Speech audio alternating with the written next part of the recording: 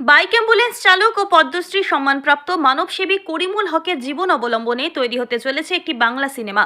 দীর্ঘদিন ধরে প্রত্যন্ত এলাকার অসুস্থ মানুষদের দ্রুত হাসপাতালে পৌঁছে দিয়ে মানবতার উজ্জ্বল দৃষ্টান্ত স্থাপন করেছেন তিনি। তার সংগ্রাম, মানবিকতা ও সমাজসেবার অনন্য কাহিনী এবার বড় পর্দায় তুলে ধরার উদ্যোগ নিয়েছেন নির্মাতারা। ছবিতে মুখ্য চরিত্রে অভিনয় করছেন জনপ্রিয় অভিনেতা দেব। চরিত্রটিকে বাস্তবসম্মত ফুটিয়ে তুলতে তিনি ইতিমধ্যেই প্রস্তুতি শুরু করেছেন। গুরুত্বপূর্ণ অংশের শুটিংয়ের জন্য সম্প্রতি উত্তরবঙ্গের চালসা এলাকায় পৌঁছেছেন অভিনেতা ও ছবির কলাকুশলীরা।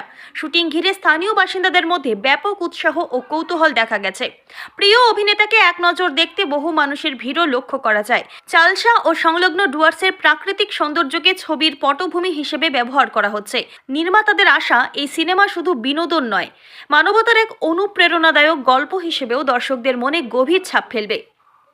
মেটলি থেকে ভাস্কর মোহন্তের বিশেষ প্রতিবেদন, আমাদের টিভি।